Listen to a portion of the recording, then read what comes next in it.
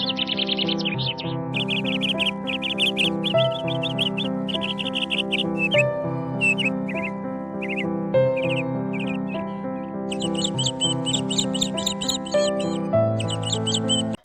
பிரியமானவர்களே, பனிமே மத ஜபக்குழுவின் காலை பணித்துளி நிகழ்ச்சி வழியாக உங்களை சந்திப்பதில் மகிழ்ச்சி அடைகிறேன். இந்த தியானத்தின் கடவுள் பணித்துளிகள் ஒவ்வொரு நாளும் நம்மை நனைத்து அவர் பிரசனத்திலும் இறை வார்த்தையில் வளர்வோம், வாழ்வை வெற்றியாக்குவோம், சிந்திப்போம், வாழ்வாக்குவோம்.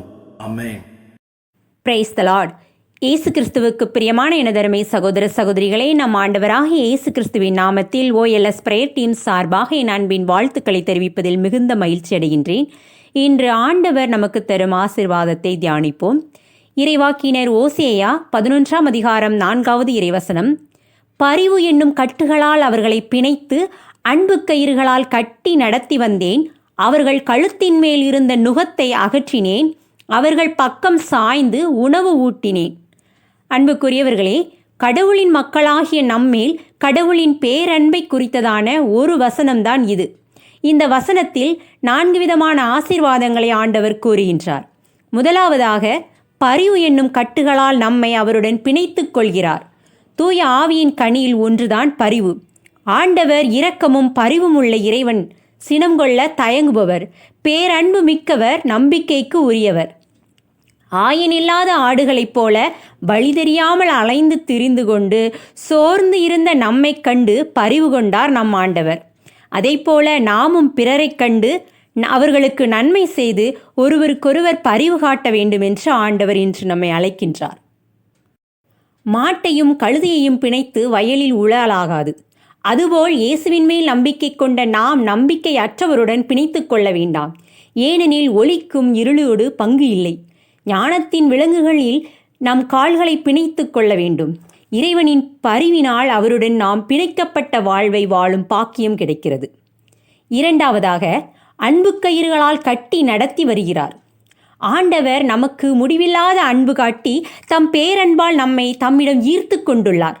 ஞானத்தின் வழிகளை நமக்கு கற்பித்து நேரிய பாதைகளில் நம்மை நடத்தி வருகிறார். நாம் ஒவ்வொருவரும் ஆண்டவரின் அன்புக்குரியவர்கள். அவரின் கரங்களுக்கு இடையே நம்மை அவர் அரவணைத்து பாதுகாக்கிறார். சாவின் கயிறுகள், பாதாள கயிறுகள் மற்றும் பொய்மை என்னும் கயிறுகளால் தீச்செயலை கட்டி இழுத்து வண்டியை கயிற்றால் இழுப்பது போல் பாவத்தையும் கட்டி இழுத்து கொண்டு வாழ்ந்தவர்களை அன்பு கயிறால் கட்டி இழுக்க அழைக்கின்றார். மூன்றாவதாக, நமது கழுத்தின் மீது இருந்த நுகத்தை அகற்றுகிறார். அடிமைத்தலை என்னும் நுகத்தை ஏற்றுக்கொண்டு தலை நிமிர முடியாமல் கூனி குறுகி உள்ளத்தில் நொந்து வாழ்ந்து கொண்டிருந்த நம்மை பார்த்து உங்கள் கழுத்துகளை வளைந்து கொடுத்து ஞானத்தின் நுகத்தை தலைதாழ்த்தி ஏற்றுக்கொள்ளுங்கள், உங்கள் உள்ளம் நற்பயிற்சி பெறும் என்கிறார். சத்துருவினால் கட்டப்பட்ட மனிதர்களின் கொடுமை தலைகளை அவிழ்ப்பதும் நுகத்தின் பிணையல்களை அறுப்பதும் ஒடுக்கப்பட்டோரை விடுதலை செய்து அனுப்புவதும் எவ்வகை நுகத்தையும் உடைப்பதும் அன்றோ ஆண்டவர் தேர்ந்து கொள்ளும் நோன்பு. நாம் அத்தகைய நோன்பு இருக்கிறோமா? நமது கழுத்தின் மீது இருந்த நுகத்தை அகற்றிய ஆண்டவருக்கு நாம் எத்தகைய கைமாறு செய்ய போகிறோம்? ஆண்டவரின் நுகம் அழுத்தாது, அதன் சுமை எளிதாயிருக்கும். இளமையிலேயே நுகத்தை சுமப்பது மனிதருக்கு நலமானது. எனவே அடிமைத்தலை நுகத்தை விட்டு ஞானத்தின் நுகத்தை ஏற்றுக்கொள்வோமா? நான்காவதாக, நம் பக்கம் சாய்ந்து நமக்கு உணவு ஊட்டுகின்றார் நம் ஆண்டவர்.